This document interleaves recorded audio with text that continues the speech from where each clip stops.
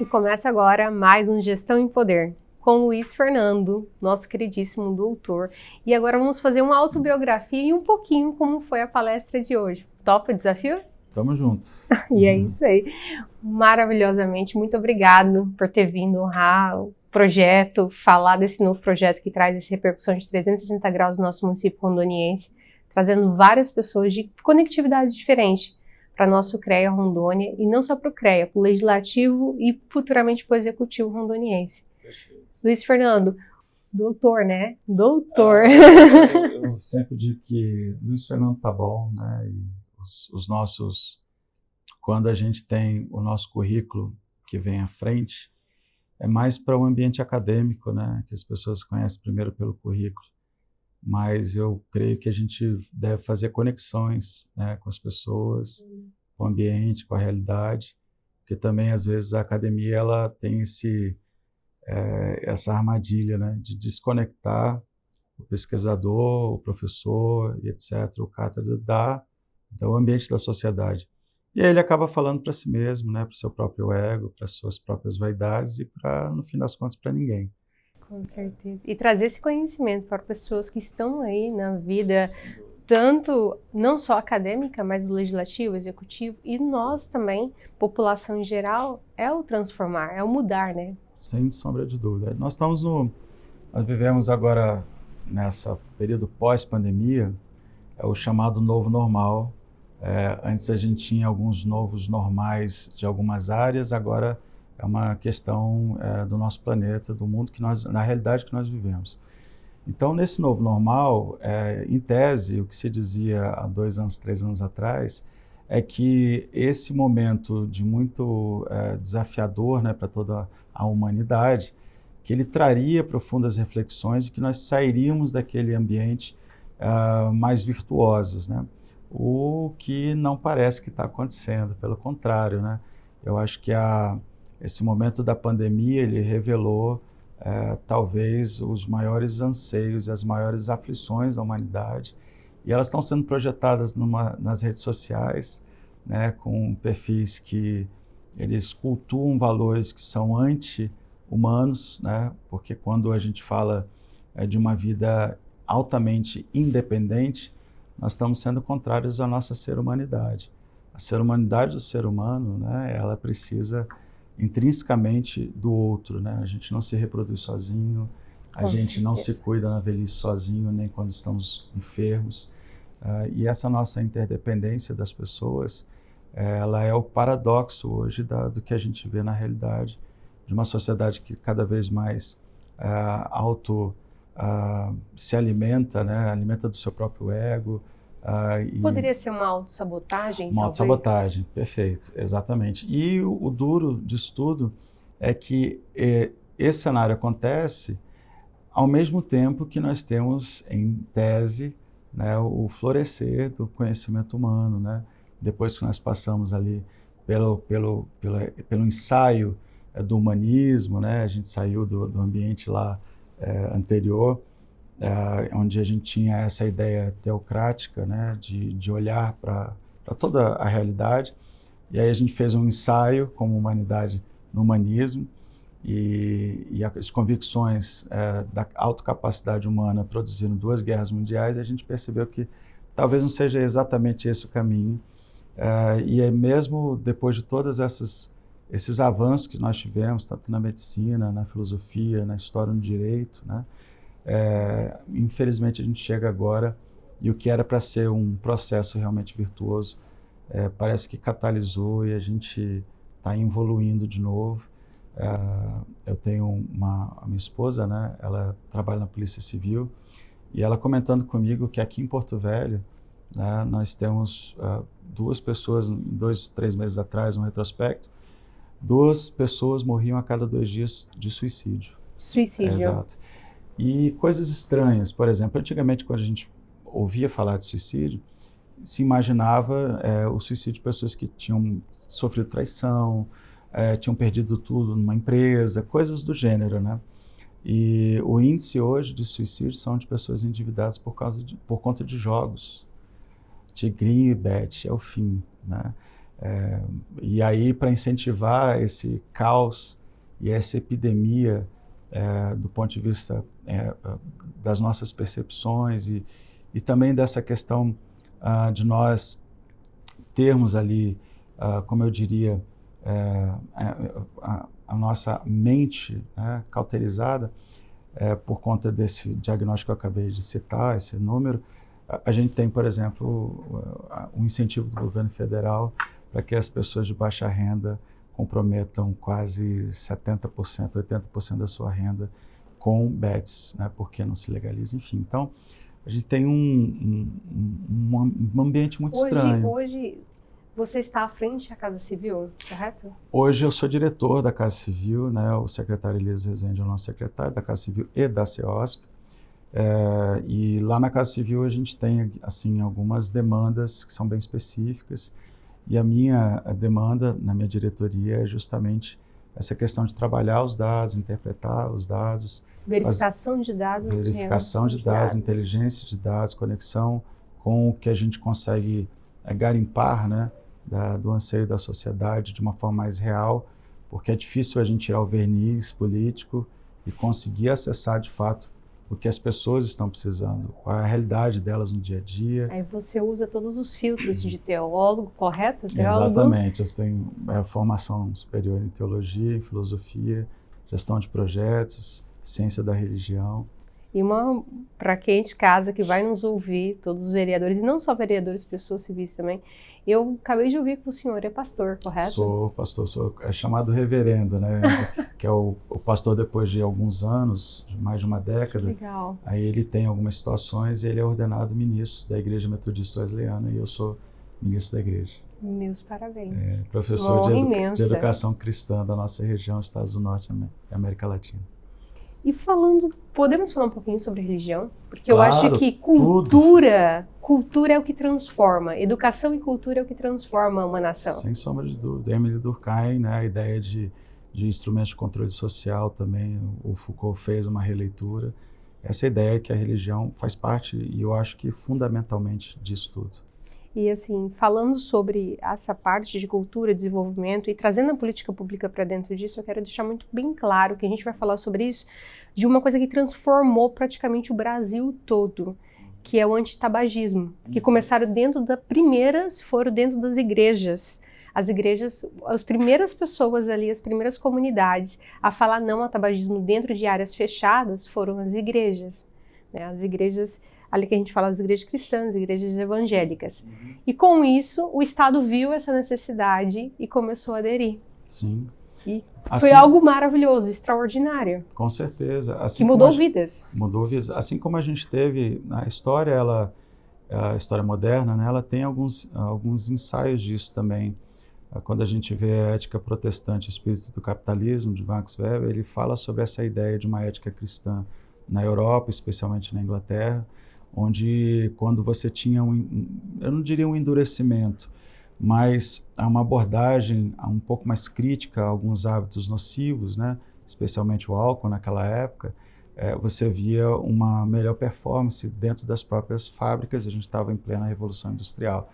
Quando a gente traz isso para outros países, ou quando foi feito experimentos desses, por exemplo, nos Estados Unidos, na época da Lei Seca, a ideia é basicamente a mesma, né? E eu acho que as pessoas às vezes confundem, e eu costumo falar um pouco sobre isso, até quando a gente está em aula de filosofia, a diferença entre espiritualidade e convicção ou confissão religiosa. São coisas completamente diferentes. Espiritualidade é nato, é intrínseco do ser humano. Desde quando a gente vê Homo sapiens, né, do Yuval Harari, ele fala da evolução da humanidade, desde os primórdios você tinha ali o ser humano na caverna, desenhando uma nuvenzinha e um bonequinho se comunicando.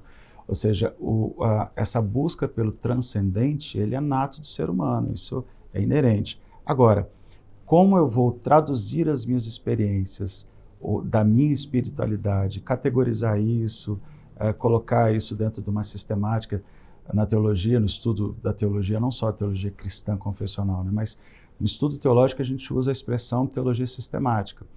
Então a gente tem a teologia sistemática que sistematiza, né, como o nome diz, a teologia cristã, mas isso a gente também tem do hinduísmo, que a maioria das pessoas, né, principalmente no Ocidente, e de países que têm uma matriz histórica, uma religião histórica como é o catolicismo no Brasil, as pessoas têm dificuldade de entender algumas outras religiões, né, o hinduísmo, o islamismo, por exemplo.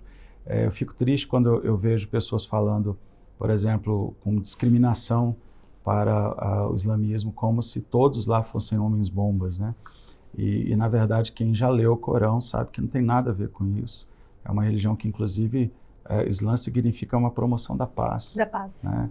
E a verdade é que a gente tem, no meio da experiência individual, ou seja, da espiritualidade e das convicções e do exercício religioso, no meio disso a gente tem um ambiente que historicamente foi utilizado para movimentos políticos, né, geopolíticos.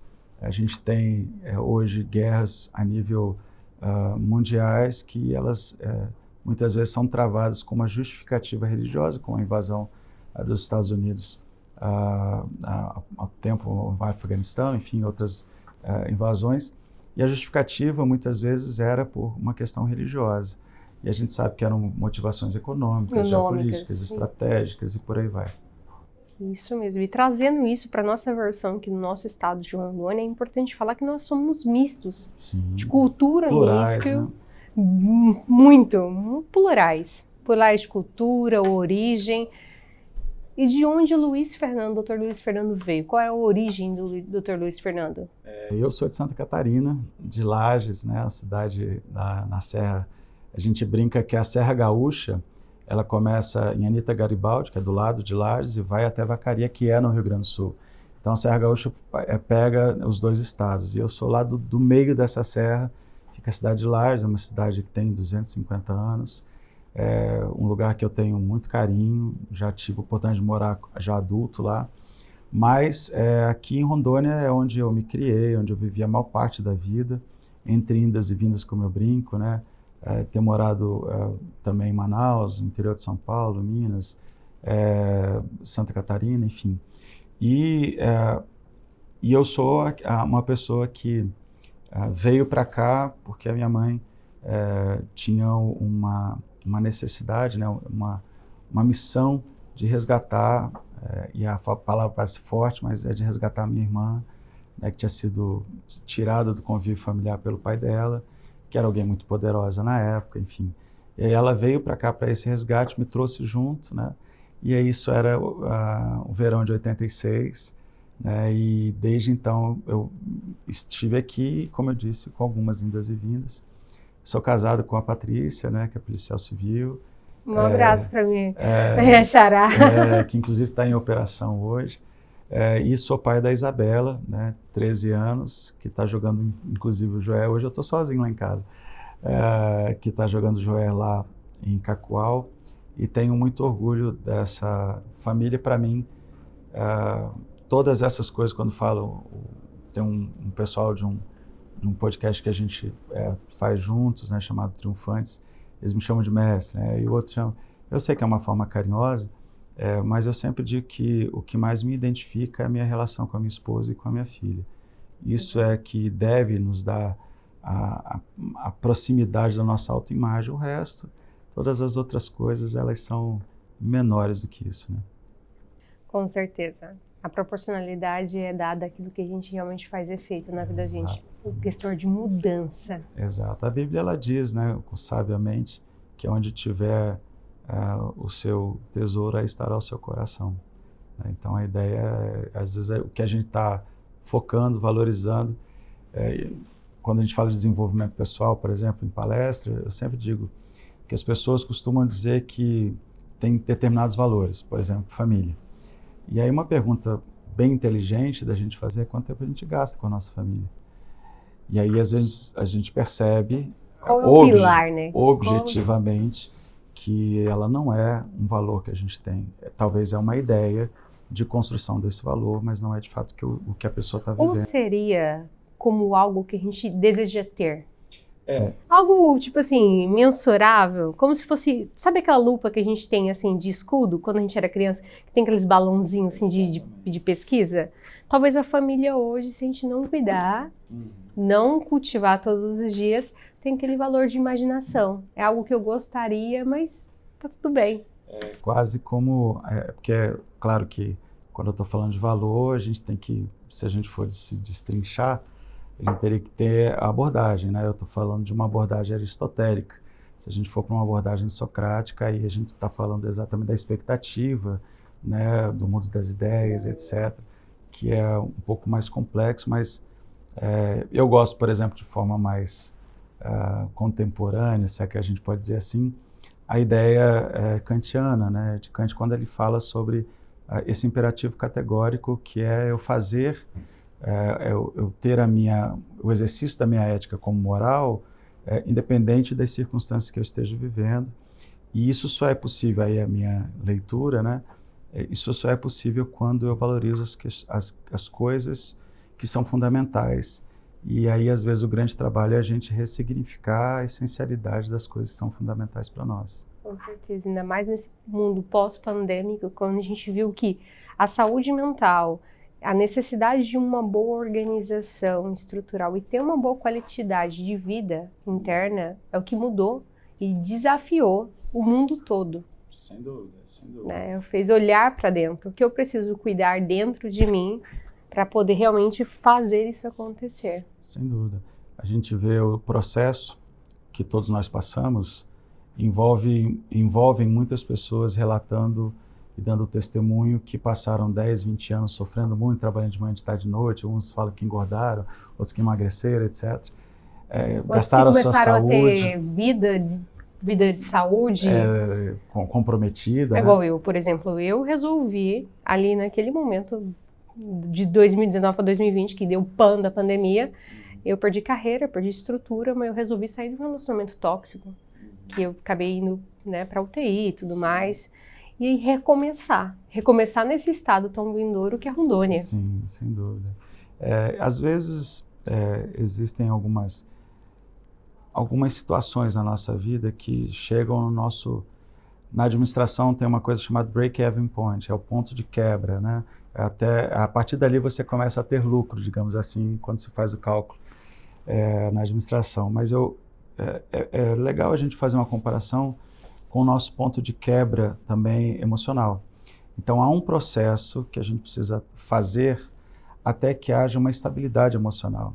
E às vezes esse processo que a gente vai desenvolvendo, ele passa e necessariamente vai passar por alguns aprendizados que só acontecem pela via do sofrimento, mas que é importante que todos nós possamos nos permitir o desafio da via do sofrimento, para que chegue um momento de maturidade onde o nosso olhar para a vida ele vai ser diferente, vai ser mais equilibrado, vai ser mais abençoador, como eu gosto de dizer, onde eu começo a pensar que todos os meus esforços, tanto quanto acumular riqueza para ter uma garantia que no final das contas nunca né? Eu aprender a partilhar tudo isso com as pessoas. Então eu partilho sentimentos, eu partilho boas emoções. Me lembro de um dia lá, eu morei em Jaru durante 7 anos, eu fui nomeado para a igreja lá, a gente mudou para lá e depois a gente foi nomeado para cá, eu mudei para cá, a gente tem vivido assim. E em uma época eu fui secretário executivo regional da Casa Civil lá, que representa o governador em 5 municípios e 9 distritos, e é uma função importante, às vezes na leitura hierárquica, às vezes acima até dos prefeitos, né? E, enfim, eu era pastor de igreja local como aqui, mas lá... acaba tendo um conhecimento da localidade sem toda. Sem dúvida, sem dúvida. E aí, pastoreio. E aí tinha uma pessoa fazendo uma reforma na nossa igreja, e eu saí do trabalho, 3 e pouco da tarde, normalmente eu sou servidor público há 20 anos, né? Então a gente sai normalmente tarde para almoçar. Eu saí e fui comer um bolo do ladinho lá de onde eu trabalhava, e quando eu comi aquele bolo tão gostoso, com aquele ar-condicionado, eu me lembrei que o rapaz estava lá, num sol escaldante, né? E eu estava tendo aquela experiência daquele momento. E eu falei, poxa, ele fez um preço diferente para abençoar a igreja, ele está ali no esforço. não custa nada eu levar. E aí eu peguei, em vez de comer, eu fechei de novo o bolo, peguei um outro, levei lá, sentei lá com ele para a gente conversar e para a gente dividir aquele momento. E ele não sabia que eu estava tendo um retorno emocional infinitamente maior do que ele sobre aquilo. E no final isso criou vínculos entre nós, né? Foi uma porta que se abriu para depois ele conhecer o Evangelho, se converter e mudar algumas coisas. Então, são coisas que a gente vai aprendendo só com a maturidade. Né? Isso é muito maravilhoso. E olhando também lá dentro da Casa Civil os números da estatística, transformando isso em pessoas e necessidade. Porque se você olha uma estatística do município, você tem que olhar realmente qual é aquela população. O que eu posso abraçar e acolher com, por exemplo, um simples pedaço de bolo ali e sentar, mas tem que ouvir também fazer esse acolhimento. Sem sombra de dúvida. Quando a gente pensa nos dados do Estado, né, uma pergunta que sempre vem à mente eu começo a enxergar demandas e eu começo a perceber os meus processos e ativos e eu percebo que não vai ser possível vencer aquelas demandas. Então, há 20 anos atrás eu sofria muito. Eu saía muito tarde do serviço, até que o meu chefe à época era o secretário da SEAPS, Marco Antônio Petisco, e ele chegou para mim e falou, cara, você tem que ir para casa descansar. Eu falei, mas tem tantas coisas aqui que tal. Ele falou, você tem que aprender uma coisa no serviço público, você nunca vai fazer tudo, você nunca vai resolver tudo. E aí uma outra questão legal também, às vezes quando a gente vai para fora e tal e conversa, uma vez alguém em São Paulo disse, um secretário chamado Nelson Botton, que era secretário de Relações Institucionais do governo de São Paulo na época do Serra, e ele falou, né, que Rondônia tinha que evoluir nisso, tinha que evoluir naquilo, e estava lá na mesa, ele estava no ambiente controlado dele, e aí a gente falou, é verdade, vocês têm 400 anos e nós temos 20 e poucos anos de Estado. Então, acho que proporcionalidade. Acho que quando a gente avalia quanto nós avançamos em 20 e poucos anos, 30 e poucos anos que a gente tem agora, eu acho que dá uma dimensão de como a gente... Como nós somos prósperos. Exatamente. E temos pessoas, de certa forma, com várias qualificações para trazer essa emoção de cultura, desenvolvimento, humanização, processos. Exatamente. É muito importante. Exatamente.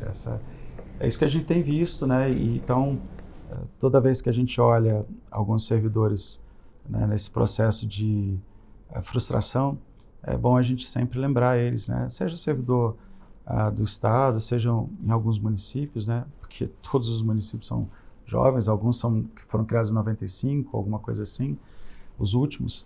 Então, nós temos 95, né? Então, a gente tem um número de municípios em Rondônia extremamente jovens, dentro de um estado que é extremamente jovem. Então, muita coisa, de fato, a gente está aprendendo a fazer dentro da nossa realidade, que é muito diferente de você pegar cases que você traz de grandes estados ou regiões que têm séculos, né, de existência e estão passando pelos seus desafios lá. Então, a gente está aprendendo a fazer do nosso jeito e eu penso que a gente está num bom caminho. Nós temos indicadores muito relevantes. Não só, as pessoas falam muito sobre o agro, né, que de fato é a nossa matriz econômica principal. Até pela parte territorialista ali, de expansão mercantil. Vocação, né? Mas nós tivemos em Rondônia, de uma forma geral, um ciclo de crescimento com as usinas. A gente teve ali na borracha e tal, né? Sim. Mas principalmente de forma recente nas usinas, ou como Estado, né, nas usinas. E agora nós estamos às vésperas aí de um novo ciclo de crescimento e que todos os analistas de mercado, as grandes empresas, quando você conversa com alguém que vem de fora, eles estão todos antenados e parece que a gente está distraído, né? Conversar com o prefeito Léo Moraes esses dias e a gente falando exatamente sobre isso, né? Nós vamos ter uma ponte. Eu falei para ele, eu lembro que eu participei desse processo com a ponte ali de Guajará-Guaiara-Mirim em 2006, quando eu estava na diretoria de Indústria e Comércio do Estado. E graças a Deus agora vai sair de fato. Mas ali é mais do que uma integração de infraestrutura logística, né? Nós vamos ter, que é importante, óbvio, a rodovia bioceânica, nós vamos ganhar 25 dias de transit time para a Ásia, você não vai precisar mais ir por cima, Baltimore e tal, dos Estados Unidos. Tudo isso é fabuloso, integração também aqui mesmo com a América do Sul, com os países nossos vizinhos, mas, exatamente, mas nós vamos ter uma integração também dos povos e costumes e também das mazelas. Então, por exemplo, hoje se o tráfico ele tem dificuldade e mesmo assim passa tanta coisa, né, desses países produtores, por exemplo, de cocaína para o Brasil, se passam sem ter uma rodovia, você imagina na hora que nós tivermos uma rodovia. Então, se não tiver toda uma preparação dos órgãos fiscalizadores, dos órgãos de segurança, e também aproveitar pelo fluxo de pessoas e de mercadorias que nós vamos ter, aproveitar para a gente, uma janela de oportunidade para grandes melhorias. Grandes melhorias e expansão também industrial dentro do nosso estado. Exatamente. Então, por exemplo, a gente tem a Ferronorte, que vai passar aqui por Porto Velho, 60% dela já foi licitada no sentido que chega até aqui, né, não a parte aqui de Rondônia, mas é um dos objetivos. A gente pode aproveitar essa oportunidade para fazer uma multimodalidade, né? Então hoje a gente tem o hub nosso não funciona, para você sair ali do porto, seja o Porto Passarão, o porto privado, o porto público, e você transportar isso para uma carreta e você conseguir trafegar, e a questão ligada aos seguros, a forma de movimentação das cargas, etc., né? Tudo isso a gente ainda precisa ajustar e essa é a oportunidade para a gente fazer isso. Esses ajustes que vão ser favoráveis ao Estado e o crescimento e expansão. Sem sombra de dúvida. A gente tem um desafio também energético. Algumas pessoas dizem, por que não vem indústrias de bem de capital, enfim, para Rondônia? Eu falo, porque não tem a menor chance. E o pessoal me olha às vezes meio estranho, eu falo, hoje, qualquer um de nós que for instalar uma fábrica em Rondônia, nós vamos precisar fazer uma solicitação de aumento de carga para a Energisa. E a Energisa já está operando praticamente no seu teto. E ainda que, eventualmente, um outro técnico da Energisa diga, não, mas se fizer uma solicitação de carga, a gente consegue aumentar. O que vai acontecer na prática? Hoje eles têm um volume de energia que eles compram e vendem. Quando você pede um aumento de carga, eles vão comprar mais, não está dentro daquele escopo, daquele estoque, digamos assim, que eles tenham. Então é óbvio que essa energia vai ser muito mais cara. É óbvio que toda a infraestrutura para que isso aconteça vai ser quase inviável. E o suporte adequado vai ser... E para o pequeno é ruim e para o grande também, porque o grande, não existe uma empresa grande, né, que esteja... colocando o preço final desse produto, esse repasse é repassado para o consumidor também, que não é a viabilidade. Exatamente. Então, é por isso que eu disse uma janela de oportunidade. Com essa integração que nós vamos ter, do ponto de vista logístico, nós precisamos preparar o Estado e talvez de forma mais próxima, Porto Velho, Guajará-Mirim, né, que vão estar nessa ponta, para que nós tenhamos toda essa infraestrutura favorável, para que nós tenhamos de fato, possamos aproveitar mais do que foi aproveitado inclusive no tempo das usinas. Se a gente for parar para pensar, o volume de investimento que veio para Rondônia, o número de pessoas que vieram para cá e o quanto a gente aproveitou disso tudo, eu penso que foi aquém. É isso que nós estamos aqui para falar, desse poder de gestão 360, trazer as necessidades do nosso estado, que de certa forma abraça tantos outros. Porque esse método de escoação a gente também vê muito ali nossa margem territorial do Mato Grosso. Exatamente. Né? A gente sempre fala assim, quando a gente troca ali de estado, a gente fala, uau, né? Rondônia está chegando perto. E se for olhar que Rondônia é muito mais jovem que Mato Grosso. Sem sombra de dúvida. E a gente também acaba comportando e ajudando, apoiando o Vilhena ali, que é, de certa forma, ali uma parte territorial, né, que está na divisa do Mato Grosso. A gente acaba também suportando em muitas partes. E falando isso, só para a gente fechar o tema, o que nós, população de modo geral, podemos estar à frente do que a Casa Civil vai trazer e nos beneficiar e trazer essa comoção juntamente com o Poder Legislativo e Executivo rondoniense?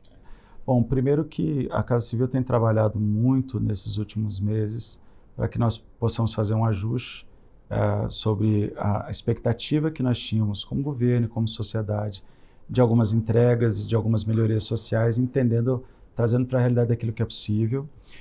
Nós temos já, para o ano que vem, por exemplo, um desafio orçamentário enorme, porque vai haver absorção tanto da CAERD quanto do SOF, a Sociedade de Portos, e a CAERD vamos fazer parte da estrutura orçamentária base do governo, ou seja, fonte 100, como a gente chama. Então, isso vai impactar em cerca de 200 milhões do nosso orçamento. Então, não é só que a gente tem que arrecadar mais 200 milhões, é que isso tem impactos, tem os seus desdobramentos. Então, todo esse estudo, ele tem sido feito, nós temos feito renegociações, por exemplo, de dívidas em relação ao processo com o Berom, por exemplo, a mitigar alguns custos que nós não precisamos, e a gente está conseguindo ajustar a nossa LOA. Por exemplo, se a gente pegar o DR esse ano, começa com um orçamento de 250 milhões, quase a metade de 2 anos atrás, e nós estamos terminando o ano com mais de 1 bi investidos através do DR por conta de emendas parlamentares, por conta de convênios com a União e etc. Então, assim como outras secretarias, a grande fórmula, né, para que a gente consiga avançar para o desafio, que é o ano que vem, de fato são essas operações. Inclusive, nós temos uma operação em curso, uma operação de crédito aprovada pela Assembleia Legislativa, e aí vai exatamente essa parceria, esse trânsito que nós temos com a Assembleia Legislativa. Mais uma vez, né, o secretário Elias Rezende, que é alguém que a gente, não conhecendo, não consegue perceber algumas dessas nuances. Alguém que foi secretário da SEDAM e conseguiu implementar diversos avanços, de fato, para o nosso Estado, como questões de outorgas, por exemplo, né, as outorgas que a pessoa que tinha um salão de beleza, ela penava para que as coisas acontecessem. Então, vários avanços ele conseguiu ter, depois ele vai para o DR, e aí ele consegue fazer a estrutura da maior operação de pavimentação que nós tivemos recente no Estado, e construções de várias pontes enormes no Estado que eram estruturais ou estruturantes. Depois ele vai para a CEOSP, né, e também consegue trazer, por exemplo, a questão do saneamento, essa pauta de novo para o Estado, consegue alguns dos nossos recursos que estavam represados na União, consegue fazer isso operacional. Bacana. Exatamente. E agora assumiu a Casa Civil no momento que é tão importante politicamente, claro, nós estamos às vésperas das eleições, mas para que a gente possa terminar esse período do mandato do Coronel Marcos Rocha de uma forma honrosa com a população. E aí tem gente que vai dizer nos comentários, mas a saúde e não sei o quê. Eu gosto de voltar no ponto que a gente falou agora há pouco.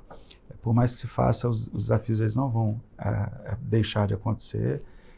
A população ela cresce, e agora com a questão da ponte também vai crescer de novo. Então, o que a gente precisa é ter algumas direções, algumas diretrizes para os trabalhos muito bem fundamentadas. Esse é o trabalho da Casa Civil, né, que a gente está fazendo na nossa diretoria, e a gente espera que possamos colher um pouco disso, talvez nos próximos anos, aí, vencendo esses desafios junto com a população, né, junto com pessoas como a senhora, como você, né, senhora, assim, a forma gentil de falar, obrigada. Com você, como esse espaço em que a gente sai daquele desejo mimético, né, de você, da mimesis, de você querer transpor o outro pela inveja, etc., e fazer esse jogo político pobre, né, e a gente caminhar, de fato, para um diálogo mais saudável no Estado. Infelizmente, depois que a gente começa o ambiente político, a campanha, a gente cai um pouquinho, né, nesse debate, mas pelo menos os formadores de opinião, né, as pessoas que tem no Estado, eu tenho tido a oportunidade de falar com alguns deles, e a gente percebe pessoas que estão, de fato, querendo contribuir com o Estado, mudando não só o pensamento, digamos assim, porque você não muda a cultura do dia para a noite. Não, mas, é uma implantação diária. Exatamente. Por décadas. Mas pelo menos, como eu gosto de dizer, a gente não perdendo a nossa capacidade de ficarmos constrangidos com isso tudo, a nossa indignação. Acho que a capacidade de se indignar, ela é fundamental para a gente conseguir continuar avançando. Muito obrigada pelo seu tempo de qualidade, de ter vindo aqui honrosamente prestigiar esse evento, que é um dos primeiros de muitos no nosso estado. E esse podcast itinerante, ao mesmo tempo, temos palestras, workshop e treinamento ao mesmo tempo. É uma honra imensa e se sinta à vontade e acolhido por todo o nosso Legislativo Rondoniense para vir aqui e dar um show de uma aula para nós novamente. Muito obrigado pela gentileza das palavras. Obrigado a todos vocês que fazem esse trabalho que a gente vê que é muito bem feito, né, com muito esmero naquilo que fazem. Parabéns pela proposição do evento e que a gente possa ter mais eventos assim, mais gente, né, realmente, como eu falei, decidida em fazer o nosso estado avançar cada vez mais. Isso mesmo. E você, vereador, vereadora, municipalista e assessores parlamentares e Poder Executivo também, já garante sua vaga para vir no próximo evento. Vai ser aqui concedido pelo CREA, MUT e Confé, no nosso estado de Rondônia, trazendo grandes nomes de repeso, para trazer essa política pública de uma forma honrosa, mas realmente, o que é a sua política pública e qual a cultura que você deseja implantar aí na sua Câmara Municipal ou na Prefeitura Municipal. Gente, um beijão, vamos ficando por aqui, até breve.